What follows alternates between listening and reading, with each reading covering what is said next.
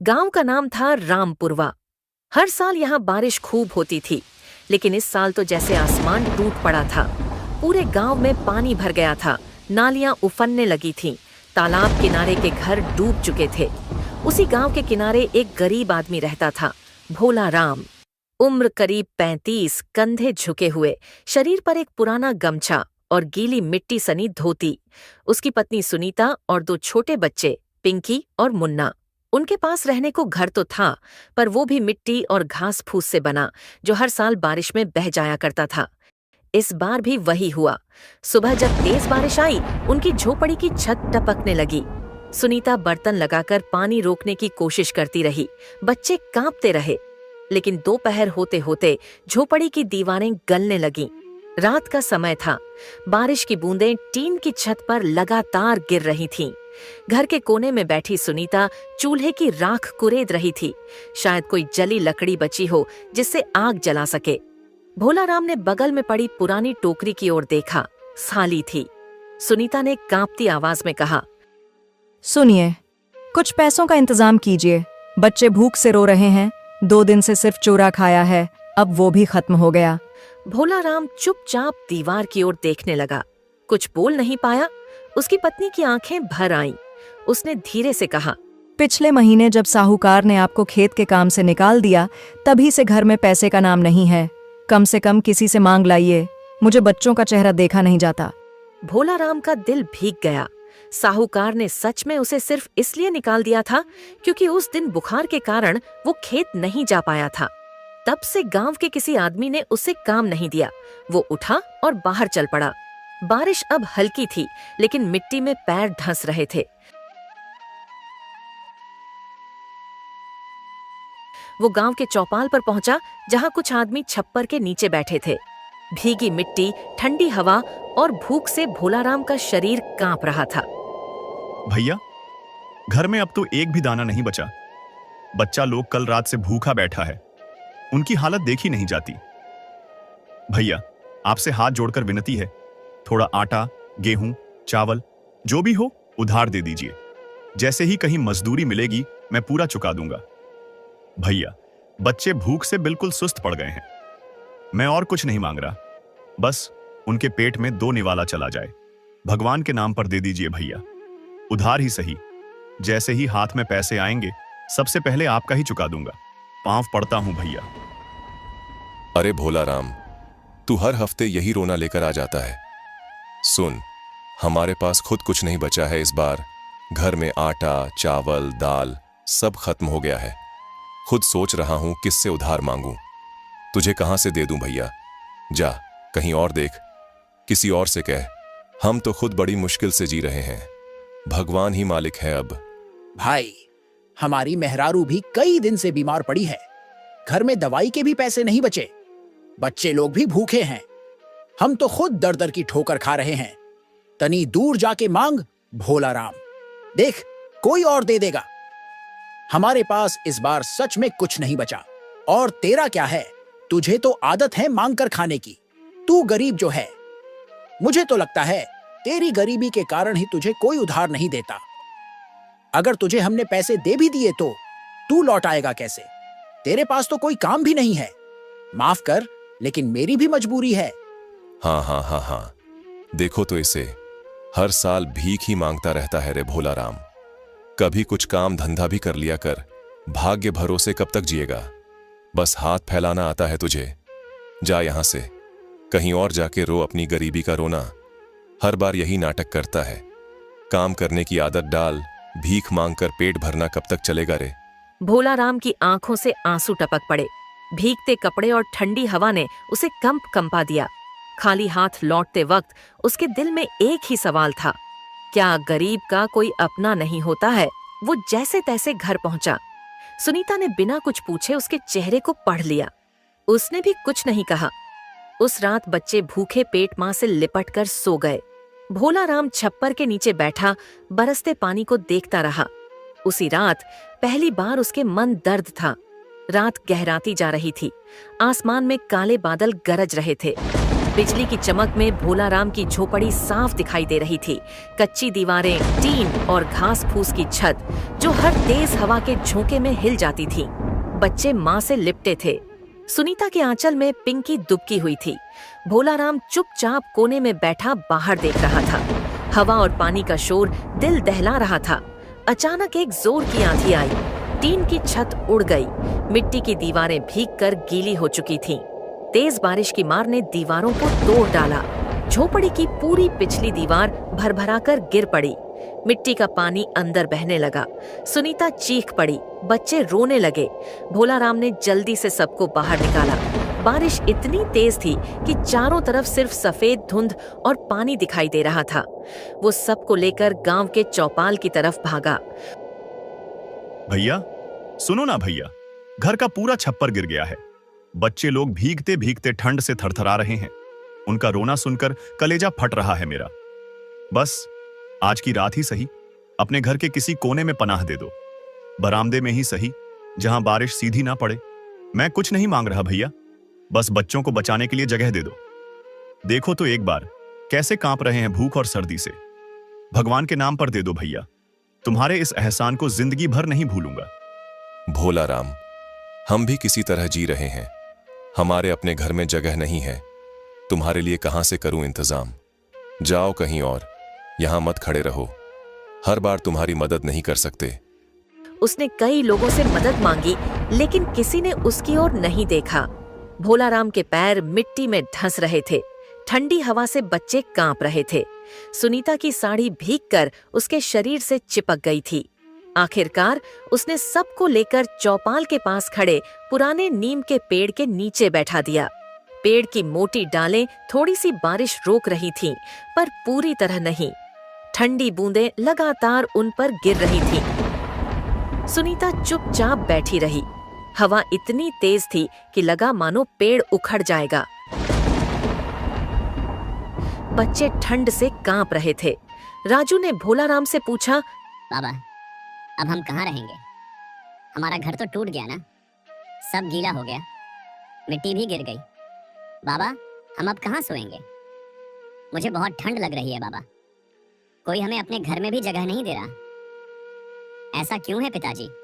हमने तो किसी का बुरा नहीं किया, फिर लोग हमारी मदद क्यों नहीं करते? बाबा, क्या हम बहुत गरीब हैं इसीलिए?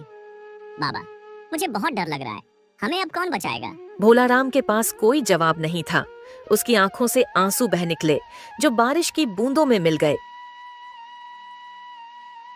वो सारी रात पेड़ के नीचे बैठा रहा। बरसात की बूंदें, ठंडी हवा, बच्चों का सिसकना और पत्नी की खामोशी, हर चीज जैसे उसके दिल पर चोट कर रही थी।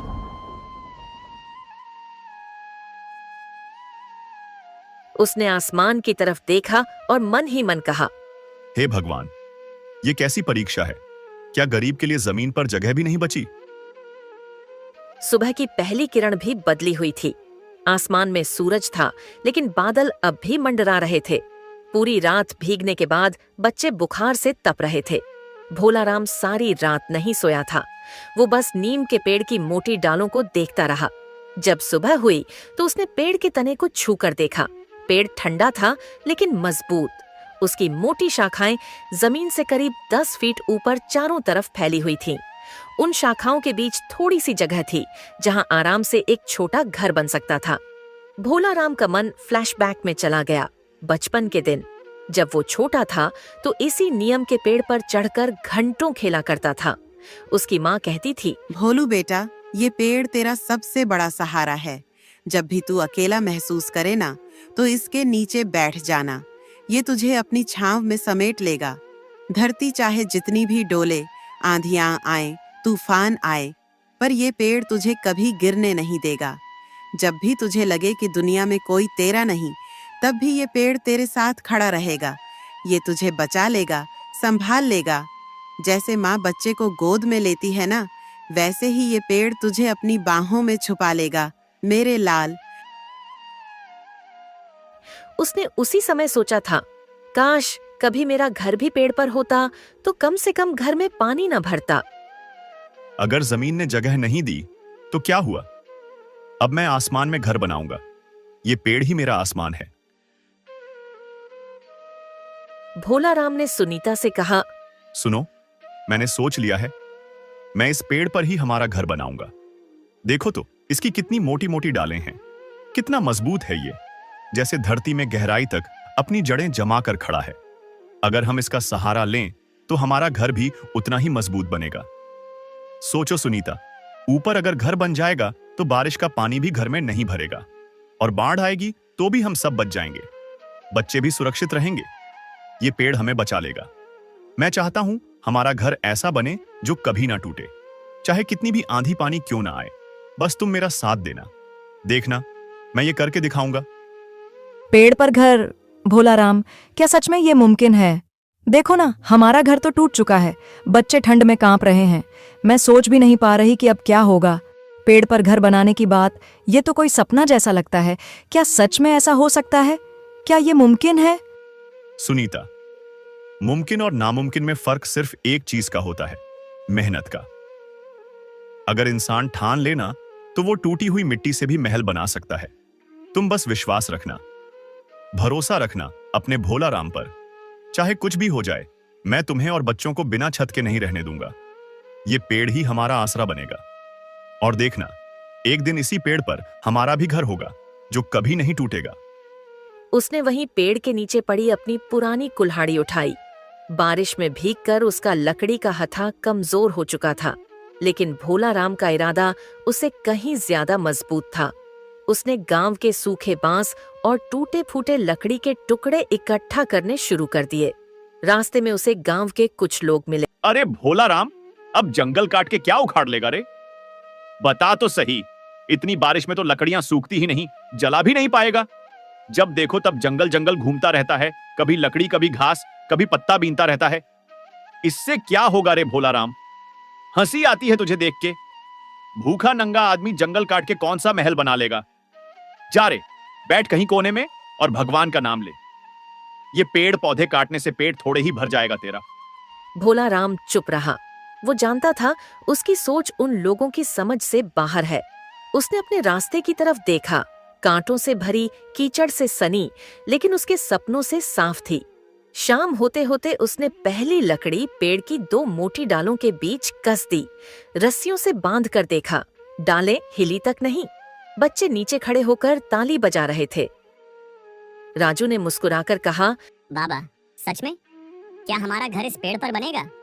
जैसे चिड़ियों का घोंसला होता है ना बाबा, क्या हमारा भी घर ऊपर होगा? हम सब वहां रहेंगे और बारिश आएगी तो भी हम भीगेंगे नहीं ना बाबा? हाँ बेटा, बिल्कुल बनेगा। ये पेड़ ही हमारा नया घर होगा। इतना मजबूत घर बनेगा कि अब बारिश से डरने की कोई जरूरत नहीं पड़ेगी। पानी आए, आंधी आए, बाढ़ आए, ये पेड़ हमें हमेशा बचाएगा। बस तू विश्वास रखना अपने बाबा पर। मैं तेरे लिए वो घर जरूर बनाऊंगा जिसमें तू सुकून से सो सके, बिना डर के, बिना भीगे। सुनीता की आंखों में डर भी था और आंसू भी, लेकिन उन आंसुओं के पीछे थोड़ी सी उम्मीद की चमक भी झलक रही थी। उस रात भोलाराम ने ठंडी हवा और बूंदाबांदी के बीच अपना काम किया। उसकी हथेलियों में छाले पड़ गए, लेकिन उसके दिल में एक ही बात थी, गरीब का सहारा पेड़ बनकर आया है, अब इसे ही घर बनाना होगा। भोलाराम की मेहनत दिन रात जारी थी। कभी वो रस्सी से लकड़ियां बांधता, कभी बांस की खपच्चियों को जोड़ता। कभी कभी बारिश फिर से आ जाती तो सब गीला हो जाता, लेकिन भोलाराम रुकता नहीं था। पूरा 1 हफ्ता लग गया। आखिरकार उसने पेड़ पर एक छोटा सा घर बना ही लिया।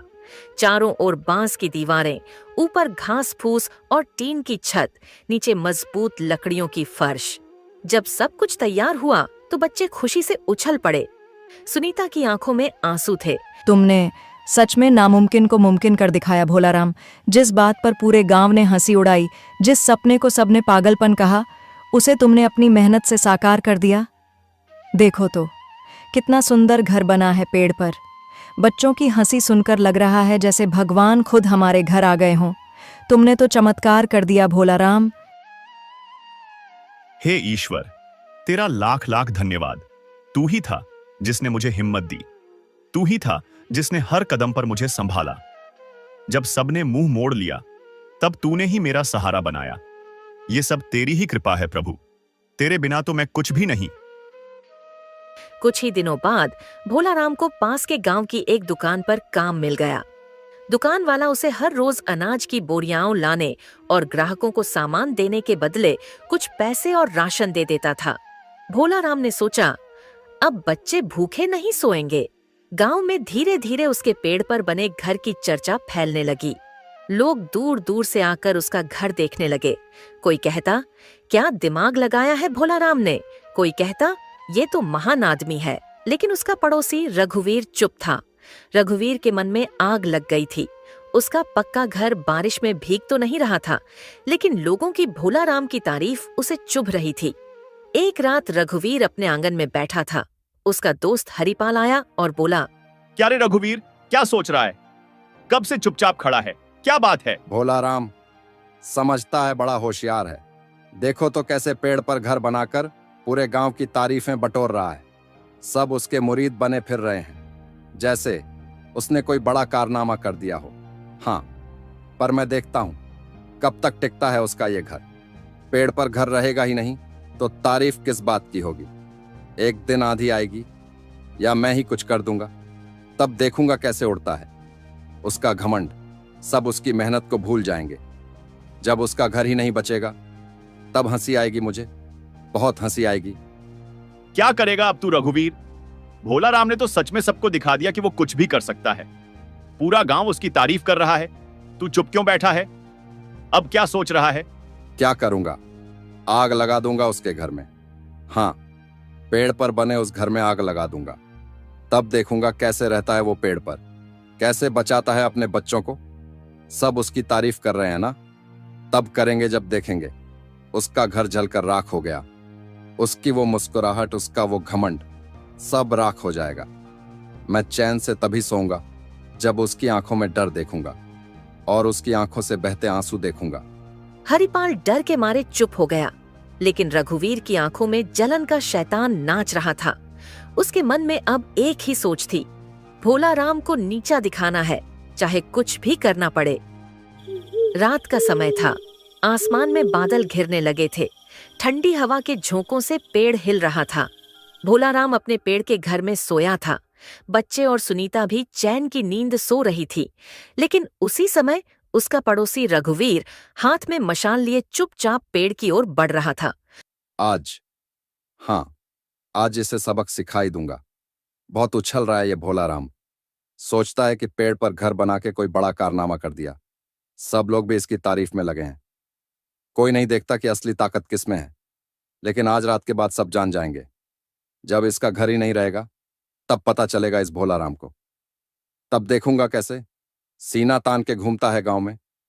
जब इसका बनाया घर राख बन जाएगा तब इसकी आंखों में जो हार होगी वही मेरा जीत होगा। आज इसकी हिम्मत तोड़कर ही दम लूंगा। आज इसे सबक सिखा ही दूंगा। जब पेड़ पर घर नहीं रहेगा तब पता चलेगा इस भोलाराम को। उसके कदम कीचड़ में धंस रहे थे, पर उसके चेहरे पर शैतानी मुस्कान थी। वो जैसे ही पेड़ के पास पहुंचा, मशाल को जलाने ही वाला था कि अचानक आसमान गरजा। जोर की हवा चली और देखते ही देखते मूसलाधार बारिश शुरू हो गई। मशाल की आग बुझ गई। रघुवीर हक्का बक्का रह गया। उसके कपड़े भीग गए, हाथ से मशाल गिर पड़ी। वो बदहवास सा चारों ओर देखने लगा। तभी पीछे से हरिपाल की आवाज आई, रघुवीर, क्या कर रहे हो? रघुवीर पलटा, देखा हरिपाल के साथ गांव के कई लोग भीगते हुए खड़े थे। उनके चेहरों पर गुस्सा था। धनेश्वर बोला, हम सब ने सुन लिया रघुवीर। हरिपाल ने हमें सब बता दिया है। तुम्हारे दिल में इतनी नफरत है, इतने जहर भरे ख्याल आते हैं तुम्हारे मन में। एक गरीब आदमी जो अपनी मेहनत से पेड़ पर घर बनाकर अपने बच्चों को बचा रहा है, उसका घर जलाने आए हो। जरा भी शर्म नहीं आई तुम्हें? सोचो, अगर तुम्हारे बच्चों के सिर से भी छत छिन जाए तो कैसा लगेगा तुम्हें? इंसानियत खत्म हो गई है क्या तुम्हारे अंदर? नहीं भाई, नहीं, मैं तो कुछ भी नहीं कर रहा था। सच कह रहा हूं, मेरा ऐसा कोई इरादा नहीं था। मैं तो बस यूं ही यहां से गुजर रहा था। मुझे माफ कर दीजिए भैया। मैं कसम खाता हूं आगे से ऐसा कुछ नहीं करूंगा। भैया, मुझे माफ कर दीजिए। लेकिन गांव वाले सब जान चुके थे। अगले ही दिन पंचायत बैठी। गांव के बुजुर्ग रामधनी बाबा ने फैसला सुनाया, रघुवीर, तुम्हारे जैसे लोगों की वजह से ही गांव में भाईचारा खत्म हो रहा है, इंसानियत खत्म हो रही है। सोचो, भगवान ने जिस पेड़ को उसकी रक्षा के लिए बनाया, तुम उसी में आग लगाने जा रहे थे। भगवान के बनाए घर में आग लगाने का पाप तुम्हें जीवन भर चैन से नहीं जीने देता।